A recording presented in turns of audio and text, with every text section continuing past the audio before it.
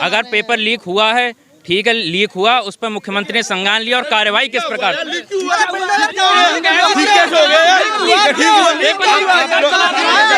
कहीं भी किसी बहन को टच करके दिखाइए, मतलब पड़ जाएगा। मुझे कोई लेडीज चाहिए जो मुझे इस बात का जवाब दे। वो कहाँ गए एबीवीपी वाले, प्लीज उन्हें बुलाइए। ब्रांडेड फकीर ने सबको बेरोजगार कर दिया है। ब्रांडेड फकीर है। जिस समय पेपर लीक हुआ उसके कितने घंटे में कार्रवाई शुरू हो गई, ये बताइए। कार्रवाई से क्या करना है हमें? पेपर क्यों लीक हुआ? कार्रवाई हो सकती है। कार्रवाई पहले करनी चाहिए थी। 2022 के लिए एक ही मुद्दा है, अयोध्या काशी, अब मथुरा की तैयारी है। कब तक धर्म के नाम पर ठगोगे हमको चाहिए। हम भगवान राम का मंदिर बनाएंगे, मथुरा काशी जहाँ होगा वहाँ बनाएंगे, लेकिन हम क्या हॉस्पिटल में बेड्स की और ऑक्सीजन की और डॉक्टर्स की क्राइसिस नहीं थी? किस बेसिस पे उन्हें ये कह दिया गया है कि यूपी नंबर 1 रहा है और कोविड के उसमें टाइम पे नहीं? बस आपको इतना ही पता है, जो अपनी प्रॉब्लम सामने रखे वो राजनीतिक है। हाँ।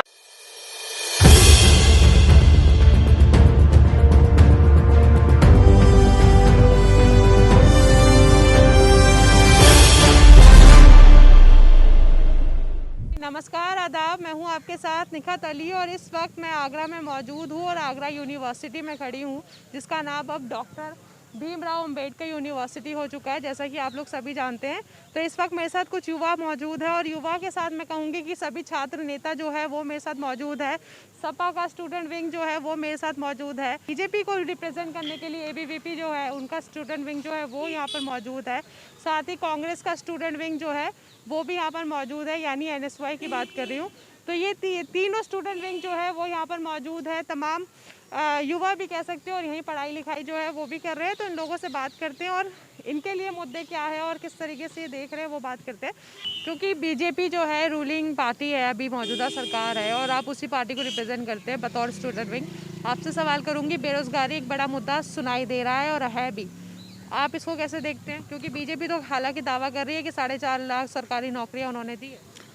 दावा नहीं कर रही है, 4.5 लाख सरकारी नौकरियां यूपी में दी हैं। जिस तरह से प्रदेश में विकास की गंगा बह रही है इस टाइम, ये यूपी की जनता के लिए बड़ी सौभाग्य की बात है और इसी विकास के मुद्दे पर 2022 में दोबारा बीजेपी सत्ता में आएगी। विकास की गंगा बह रही है यूपी में, ये बता रहे हैं। आपने अपना नाम बताया? मेरा नाम गीतम सिसोदिया है। सौदिया गीतम जी बता रहे हैं विकास की गंगा बह रही है यूपी में। ये बीजेपी के ऐसे कार्यकर्ता हैं कि ये युवाओं के हक की बात नहीं कर सकते, किसानों की बात नहीं कर सकते, इन्हें झूठे विज्ञापनों पर पूरा भरोसा है। की बात छोड़िए, आप युवाओं की बात ये है, सबसे ज़्यादा अगर देश में आज़ाद भारत में सबसे ज़्यादा बेरोजगारी चरम पर है, सबसे ज़्यादा बेरोजगार देश है अपना। और ये युवाओं की बात करते तो कहते कि हाँ योगी मोदी ने युवाओं के साथ छलावा किया है। 2 करोड़ रोजगार देने का वादा करने वाली सरकार पकौड़े तलने पर आगे आ गई थी और नाले की गैस से चाय बनाने की युवाओं के लिए बात कही थी, रिक्शा चलाने की और टेम्पू चलाने की युवाओं के लिए बात कही थी। इनके जो 4.5 लाख नौकरियों की बात करते हैं, ये केवल विज्ञापनों में करते हैं, करोड़ों रुपये विज्ञापनों में खर्च कर देते हैं। गाँव में देहातों में अपने बड़े बड़े होर्डिंग पोस्टरों पर 4.5 लाख नौकरियाँ दी, 4.5 लाख नौकरियाँ दी। आप किसी भी गाँव का विजिट कर लीजिए, किसी भी देहात का विजिट कर लीजिए, किसी भी सिटी का विजिट, बेरोजगार इनके पीछे बड़ी हताशा, इनके पीछे अब मजबूत होकर खड़ा है कि अब की बार 2022 में इनको मजा चखा देगा बेरोजगार। बेरोजगारी एक बड़ा मुद्दा है, आप लोग कैसे देखते हैं इसको? आप मैम, जैसे कि उन्होंने कहा विकास की गंगा बह रही है और रोजगार दिया। विकास की गंगा तो बह रही है, 35 लाख नौकरियां रोज मिल रही हैं, ऐसा योगी जी का बयान है। वो 35 लाख नौकरियां हैं कहाँ? कौन सा, मैं ये कह रहा हूँ, कौन सा नौजवान जो नौकरी लेके घूम रहा है और जितनी भी भर्तियाँ निकलती हैं सबसे पहले वो कैंसिल होती हैं, वो कहाँ है नौकरियाँ? और जबकि उन पर दोबारा क्या कहते हैं, स्टे आने के बाद उन पर दोबारा कोई कार्रवाई नहीं होती है। शिक्षा के क्षेत्र में ले लीजिए, स्वास्थ्य के क्षेत्र में ले लीजिए, चाहे विकास के मुद्दों पे ले लीजिए, भारतीय जनता पार्टी की सरकार में चाहे एक्सप्रेस के माध्यम एक्सप्रेस हो, चाहे वो स्वास्थ्य की एम्स की व्यवस्था हो, चाहे कुछ भी हो। मैं आपसे एक बात कहना चाहता हूं कि मेरे भाई ने कि शिक्षा के क्षेत्र में बात ले ली, स्वास्थ्य के क्षेत्र में आपने कोरोना का दौर देखा होगा। देश में सबसे ज़्यादा बदतर हालत किसी की रही तो हिंदुस्तान और उत्तर प्रदेश की रही। सरकार ने तो कहा आपको ऑक्सीजन सिलेंडर नहीं मिल रहे, 55,000 रुपये मिले, रेमडेसिविर स्थान दिया गया था कोरोना काल में सेवा दे रहे, भाजपा की सरकार दे रही है, कोई आतंकवादी थोड़ी दे रहे हैं। पहला, अरे जिनकी सरकार है वो पहला स्थान दे रही है। देश की तो जहाँ तक की बात करेगा, पहला स्थान कौन करेगा? लहर कोरोना की आई थी तो सरकार को पता था कि दूसरी कोविड की लहर आने वाली है, सरकार के क्या इंतजाम थे। हमारे पास का हमारा पास का जिला है फिरोजाबाद, सबसे ज़्यादा जो बच्चों की मौत हुई है फिरोजाबाद में हुई है। यूपी सरकार दावा कर रही है कि उनके यहाँ तो मौत ही ऑक्सीजन की कमी से किसी की मौत नहीं हुई। दावे तो हर तरीके के होते हैं, दावे झूठे भी होते हैं। दावा करने के लिए बड़ी बड़ी बातें कोई भी कह देता है। 2014 का इलेक्शन था, उससे पहले प्रधानमंत्री नरेंद्र मोदी जी ने कहा था कि 2 करोड़ नौकरी रोजगार हर साल देंगे। बताओ कितने लोगों को नौकरी मिली? यहाँ जितने भी युवा लोग छात्र लोग खड़े हुए हैं, या इन लोगों को नौकरी मिली क्या? पूरा का पूरा शिक्षा का स्तर ही गिरा के रख दिया है। कोविड में ना ही विद्यालयों पे ना महाविद्यालयों पे किसी पे बखूबी फीस जा रही है, मगर कोई भी सही तरीके से शिक्षा पद्धति काम नहीं कर रही है। सबसे फेलते से शिक्षा का ही सबसे धरातल ही खत्म कर दिया बीजेपी सरकार ने। सिस्टम लगातार प्राइवेटाइजेशन में जा रहा है। प्राइवेटाइजेशन कितना खतरनाक होता है गरीब बच्चों के लिए, इसका भी इन्हें अनुमान नहीं है। ये कह रहे हैं कि हमने काम किया था, इनका काम कहीं जनता को दिखता नहीं है। ये कहते हैं उन्हें पहला नंबर बन गए देश में, तो नहीं दिखाई दे रहे हैं, तो ये बड़ा सोचने की बात है। बीजेपी का एक काम दिखता है, इन्होंने सरकार ने सिर्फ और सिर्फ फीता काटा है। फीता काटने का इसके अलावा कोई काम नहीं, कोई भी काम पूरा हुआ है। आधे अधूरे कामों के फीता काटने में व्यस्त रही है भाजपा की सरकार। बीजेपी कार्यालय पूरे 5 स्टार बन के तैयार हो गए, उनके पूरे फीते कटे हैं, कोई दूसरा काम नहीं कर पाए। किसी भी अधूरे काम का फीता नहीं कटा है। झूठ बोल रहे हैं। पहली बात तो आप पहले जानकारी लीजिए, पूरा इन्फॉर्मेशन कलेक्ट करने के बाद तथ्य पे बात करिए। हम लोग मानते हैं बीजेपी सरकार। इनका कार्यालय देखिए मैडम, कार्यालय देखिए, 5 स्टार होटल बना रखे इन लोगों ने। ये विकास हो रहा है छात्रों के लिए। जहाँ तक गंगा एक्सप्रेस की बात कर रहे हैं, वो कागजों में, समाजवादी पार्टी की सरकार में सिर्फ कागजों में सिर्फ कागजों में कार्य हुआ करता। आज देखिए लोगों को दिख रहा है, समाजवादी कागजों में भी काम नहीं हो रहा, कागजों में भी काम नहीं हो रहा। चाहे पूर्वांचल एक्सप्रेस सरकार बेकार है, कागजों में भी काम नहीं हो रहा। दूसरों के फीता काटा है, फीता। समाजवादी पार्टी की सरकार थी, जो भर्तियां हम लोगों ने निकाली थी वो भर्तियां क्लियर करी थी। और मैं आज बता रहा हूँ, गोरखपुर में जो मेडिकल कॉलेज जो बनना है, वो हमने राष्ट्रीय अध्यक्ष अखिलेश यादव जी ने जब काम किया, काम नहीं हुआ हो, जो काम कर रहे हैं तो फीता भी काटेंगे।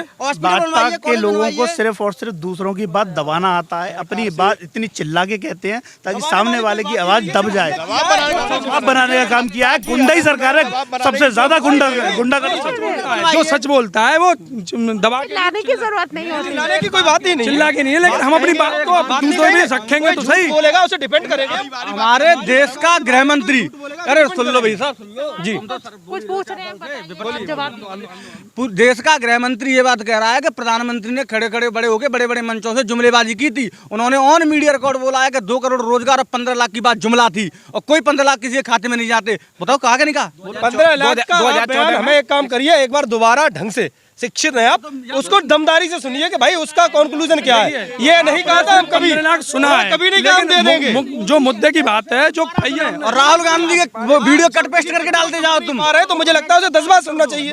प्रधानमंत्री अगर इतनी बात करनी चाहिए उस तथ्य के बारे में। 2014 में जब सरकार आई थी तो 2 करोड़ रोजगारों का हर साल देने का वादा किया था पूरे देश में। जब नहीं दिए थे, रोजगार दिया, वोट मत देना। पूरे 5 साल के शासनकाल में एक भर्ती निष्पक्ष नहीं करा पाए। पेपर लीक किया आपके कार्यकाल में, एक भर्ती निष्पक्ष नहीं करा पाए। आप रोजगार कहाँ देंगे? क्या हुआ? इन्हें अपनी सत्ता जाने का इतना दुख है कि अब चिल्ला चिल्ला के दूसरों पे दबाव बनाना चाह रहे हैं, और कुछ नहीं है। इन्हें और कुछ नहीं आता है। होली और दिवाली मनाने जा रहे हैं, कोई नहीं रोक रहा हमें। अयोध्या की बात ले लीजिए मैम, सुनिए, अयोध्या की बात लीजिए। इन्होंने जितना राम मंदिर पे राम मंदिर पे जितना भी पैसा आया, सब की सब भाजपा खा गई। धर्म के नाम पे लोगों को बांटते हैं, दंगे कराते हैं, प्रसाद कराते हैं, उसके नाम पे चुनाव जीतते हैं, सेना के नाम पे चुनाव जीतते हैं, लेकिन अपना कोई काम नहीं करेंगे। युवाओं के लिए कोई काम नहीं करेंगे, एजुकेशन में कोई काम नहीं करेंगे, हेल्थ में कोई काम नहीं करेंगे। ये काम करेंगे दंगे की राजनीति। राम मंदिर पे पैसा खाना आता है, राम मंदिर पे पैसा खाया है, जितना चंदा आ गया सब खा गए। 1 रुपया राम मंदिर में। यही है कि राम मंदिर के प्रति सभी भारतवासी, सभी राम के अनुयायियों ने पैसा दिया। भाजपा सरकार ये कह रही है कि राम मंदिर मतलब कि अब तक कुछ नहीं हुआ, हमने बनवाया। सभी जितना चंदा था वो कहाँ है? किसी ने कहीं बयान दिया?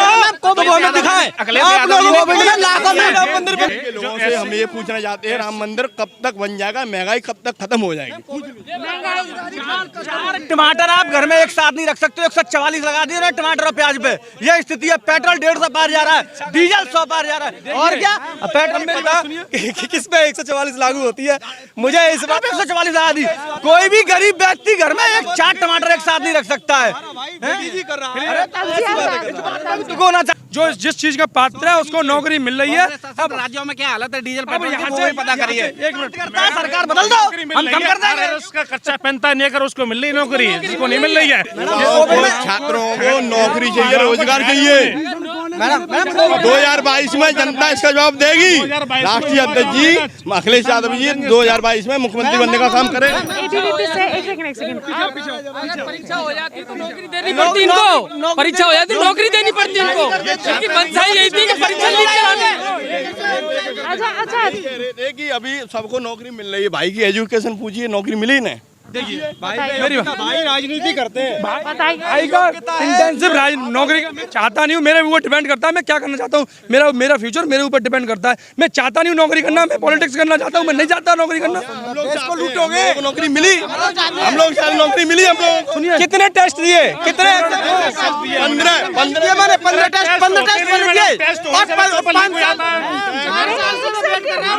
टेस्ट होने से 4 साल से वेट कर रहा हूँ, मेरे को पेपर नहीं हुआ हमारा। सरकार पेपर लीक, भर्तियां सब कोर्ट में जा रही है, पेपर लीक हो रहा है, विधायकों के नाम आ रहे हैं, बुलडोजर नहीं चल रही। योगी आदित्यनाथ जी की बुलडोजर गायब हो गई, विधायकों के घर पे नहीं चलेगी, विधायकों के गरीब नहीं चलेगी। इनको तकलीफ हो रही है, जब भर्तियों में पारदर्शिता आ रही है, इनको तकलीफ हो रही है। स्कूल पास चौकीदारों की सरकार है, जो बिल्कुल नहीं चला पा रहे। कोविड में लाखों करोड़ लोग मर गए और मंदिर बनवा रहे हैं, अस्पताल बनवाना चाहिए, कॉलेज बनवाना चाहिए। जो हमसे चंदा लिया है वो हमसे चंदा लिया है, हमारे उस चंदों से ही हमारे हर जिले में जियो यूनिवर्सिटी आएगी, किसी में भी चले जाइए, हर एक जिले में मुद्दा है। 2022 के लिए एक ही मुद्दा है, अयोध्या काशी अब मथुरा की तैयारी है। कब तक धर्म के नाम पर ठगोगे हमको चाहिए। हम भगवान राम का मंदिर बनाएंगे, मथुरा काशी जहाँ होगा वहाँ बनाएंगे, लेकिन हम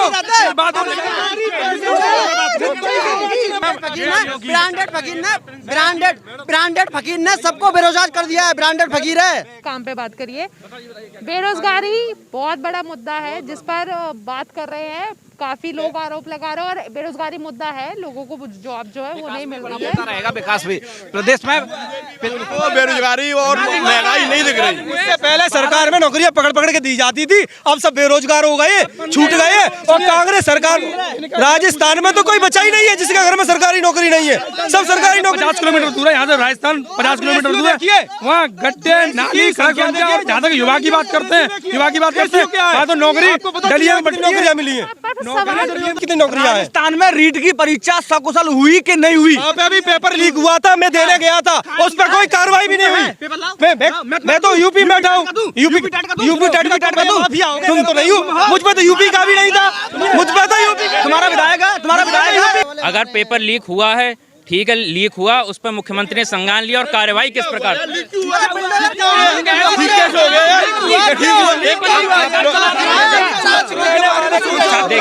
योगी आदित्यनाथ ने यह कहा था कि दूसरी सरकारों में पेपर लीक होते थे, भ्रष्टाचार होता था, अपराध होता था, उसी पर लगाम लगाने के लिए जनता ने भरोसा किया।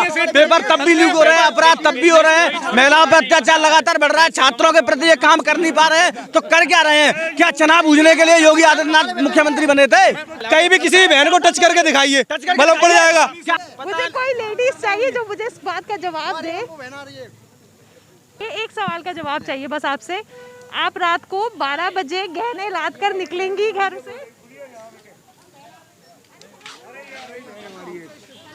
वो कहाँ गए एबीवीपी वाले? प्लीज उन्हें बुलाइए। एक सेकंड। मेरा सवाल ये दावा कर रहे हो, हमारे देश के गृह मंत्री ने भी ये बात कही है कि कोई भी 16 साल की लड़की भी रात को गहने लाद कर 12 बजे यूपी में कहीं भी घूम सकती है। क्या आप घूमेंगी? पहले तो मैं उनकी बात को करेक्ट करना चाहूँगी कि 16 ईयर की लड़की जो है उसको स्कूटी नहीं मिलती, जो लाइसेंस नहीं मिलता ड्राइविंग का, जो उन्होंने कहा था। दूसरी बात ये कि चाहे 16 साल की हो, चाहे 100 साल की हो, चाहे छोटी बच्ची हो, जो इतने रेप्स हो रहे हैं ना यूपी में, उसके अकॉर्डिंग जो उन्होंने बयान दिया है वो बहुत ही बोगस है। मैं कभी भी नहीं चल सकती, मैं रात को नहीं, मैं दिन में भी अगर चलूंगी तब भी मेरे दिमाग में एक ही डर रहे। मंत्री ऐसा दावा कर रहे हैं तो यूपी में जो इतने बड़े बड़े केसेस हुए हैं फीमेल के अगेंस्ट, तो उनको भी तो कंसिडर किया जाता। अगर सेफ थी तो चाहे कुलदीप सेंगर हो, चाहे हाथरस का केस हो, क्या वो रात के 12 बजे गई थी? मैं वही यूपी के मौजूदा हालात के बारे में बात कर रही हूँ।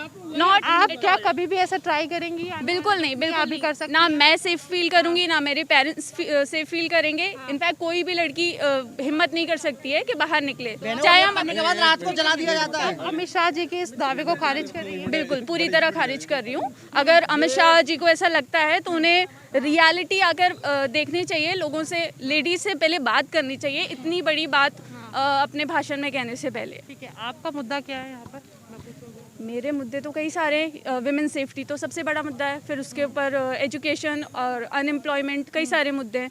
उन पे मौजूदा सरकार ने काम किया अनएम्प्लॉयमेंट? नहीं नहीं, बिल्कुल नहीं, मुझे ऐसा कुछ नहीं लग रहा है। इवन जो कोविड में जो इतनी क्राइसिस आई थी और उसको लेकर तो मैं ये जानना चाहती हूँ कि जो टैग्स दे दिए गए यूपी को, यूपी नंबर 1 है इन सब चीज़ों में, तो क्या ऐसे केसेस हमने नहीं देखे हैं? क्या कोविड की क्राइसिस यहाँ नहीं आई थी? क्या हॉस्पिटल में बेड्स की और ऑक्सीजन की और डॉक्टर्स की क्राइसिस नहीं थी? किस बेसिस पे उन्हें ये कह दिया गया है कि यूपी नंबर 1 रहा है? और कोविड के उसमें टाइम पे यूपी ने बहुत अच्छा प्रदर्शन किया है, जो हमारे प्रधानमंत्री जी कह रहे थे। क्या ऐसा हुआ है? ये खुद कह रही हैं कि हमने खुद देखे यहाँ पे कोविड क्राइसिस की सिचुएशन, लेकिन आप योगी जी को नंबर 1 ठहरा रहे हैं। आप जवाब दीजिए जरा। पहली बात तो ये होती है नॉर्मल तरीके किसी एक लड़की से बात करके पूरी यूपी की लड़कियों की सोच नहीं जज करनी चाहिए। तो लड़की है ना यूपी की, ये भी तो यूपी की लड़की। आपको विभिन्न लड़की भी अनसेफ फील कर रही है तो फिर इसमें